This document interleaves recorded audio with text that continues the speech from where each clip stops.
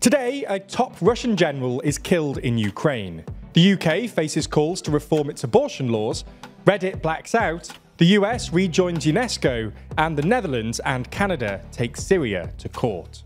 From TLDR News, this is your daily briefing for Tuesday, the 13th of June, 2023.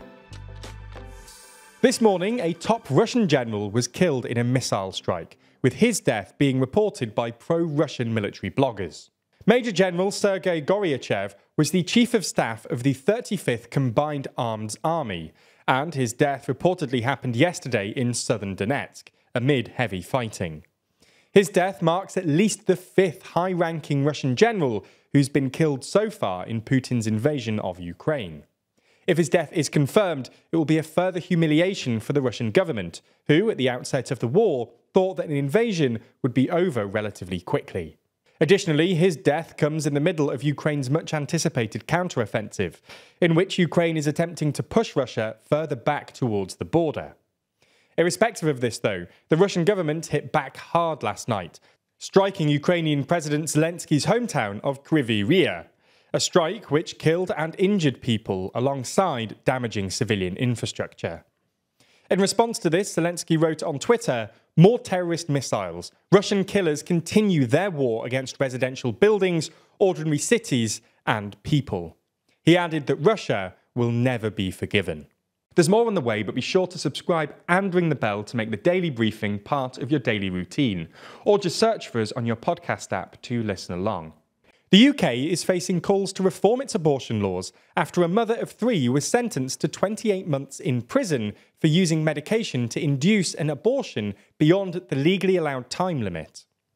44-year-old Carla Foster had acquired the abortion medication from the British Pregnancy Advisory Service during the COVID lockdown, using its Pills by Post scheme, which allowed people to access at-home abortion pills to take before 10 weeks of pregnancy. Prosecutors said she misled the service by telling them she was below the 10-week limit. She terminated her pregnancy using the pills, after which a post-mortem of the fetus found she had been between 32 and 34 weeks pregnant. Generally speaking, abortions are legal under certain conditions in the UK, up to 24 weeks of pregnancy. But after 10 weeks, it must be carried out in a clinic or hospital. Abortions outside of these conditions are a criminal offence under the Victorian-era Offences Against the Person Act of 1861. Foster was handed a 28-month sentence, of which half will be spent in prison. The British Pregnancy Advisory Service said it was shocked and appalled the archaic law had been used to prosecute the woman. Conservative MP Caroline Nokes said the legislation is very out of date, while Labour MP Stella Creasy has called for urgent reform. A spokesperson for the Prime Minister said they were not aware of any plans to address the current laws. So that's what's been going on in the UK. Let's move and discuss what's been happening with Reddit recently. If you've tried to use Reddit in the last couple of days, you may have found yourself struggling, with many subreddits, which are essentially communities, displaying a message that they are private.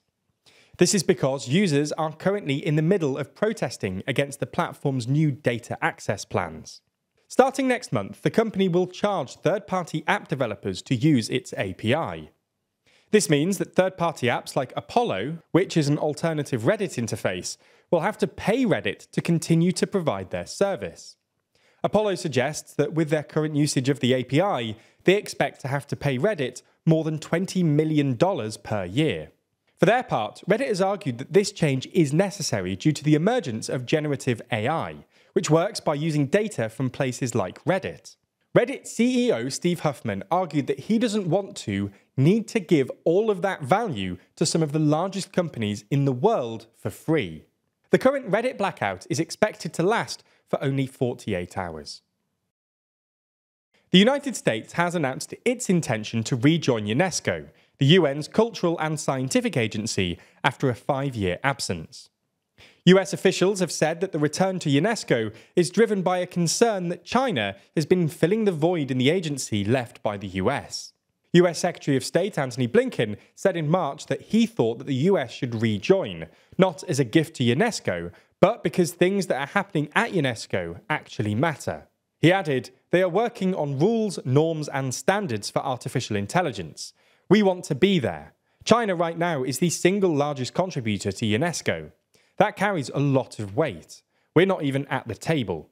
Back in 2011, the UN and Israel stopped funding UNESCO after it voted to let Palestine join as a member state.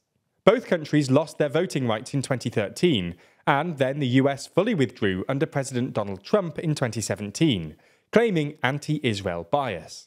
The US's return to UNESCO will require a new financing agreement, which must be approved by the agency's member states.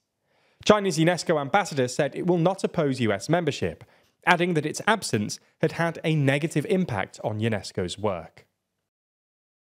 The Netherlands and Canada are taking Syria to the International Court of Justice, or ICJ, over claims of torture and other crimes against humanity, in the first case of the UN's top court over Syria's civil war. The application of the ICJ states Syria has committed countless violations of international law, beginning at least in 2011, with its violent repression of civilian demonstrations and continuing as the situation in Syria devolved into a protracted armed conflict. Among the abuses alleged in the application are abhorrent treatment of detainees, inhumane conditions in places of detention, enforced disappearances, the use of sexual and gender-based violence, and violence against children. The Netherlands and Canada are seeking to get the ICJ to quickly make an emergency order to compel the Syrian government to halt any practices of torture and other violations. In the longer term, they're hoping the court will make a legal finding on the alleged state of torture in Syria. This latter process could, however, take years. The three countries in question are parties to the Convention Against Torture, which allows states to refer the non-compliance of other states to the ICJ, if negotiations and arbitration fail. In the final uplifting story today, we discuss the Beatles. Sir Paul McCartney has today revealed that he's used artificial intelligence to help create the final Beatles record by extracting John Lennon's voice from an old demo tape, removing background noise and interference. Although the exact song has not been confirmed by McCartney, it's expected to be from a 1978 John Lennon composition called Now and Then, which had been touted as a possible reunion song in the mid-1990s. Sir Paul has talked repeatedly over the years about his desire to finish the song. It seems that he's finally achieved this. Rock on, Paul. One last thing, we have some news. The first episode of our series, TLDR's Race Across Europe, is now out on YouTube and Nebula. Here's a quick preview. Go, Dan, go, go, go. He's off. He's off. He's gone. Dan's going. I hate and this. And so are we. I hate this. Oh no! Oh, it's harsh to my vibe, so hard. This is the worst thing that could have happened. I mean, Jack is definitely laughed. There's no other way. Guys, it's not looking good. What? What do you mean? What do you mean? We've come through some kind of police barricade. I'm afraid she's dead. I don't know where this Jeremy. Look at those geese. It goes so fast. Oh, I know. Now, we'd absolutely love it if you check it out. It's linked below. And you can find the first episode on the TLDR EU YouTube channel. If you want even more though, the second episode is available a week early on Nebula, and we'll be releasing every subsequent episode a week early on Nebula too. That's the streaming service we're building with a bunch of our creator friends, many of whom you're likely to be already watching. That means that by signing up, you not only get an extended ad-free daily briefing every single day, you also get to watch exclusive and ad-free videos from the best educational creators on YouTube. That's things like Real Life Law's incredible Modern Conflicts, which breaks down contemporary disputes around the world, Neo's Underexposure, which beautifully dives into complex and shadowy topics you've always wanted to know more about, or Extremities from Wendover Productions, which uncovers some of the world's most remote places. All of these are only available on Nebula, just like our extended daily briefings and a whole bunch of other exclusive TLDR content which never comes to YouTube. If you want to sign up, use the link in the description so that they know you came through us. That helps us out a whole lot, as does watching on Nebula more generally. So thanks for signing up, and we'll see you on Nebula.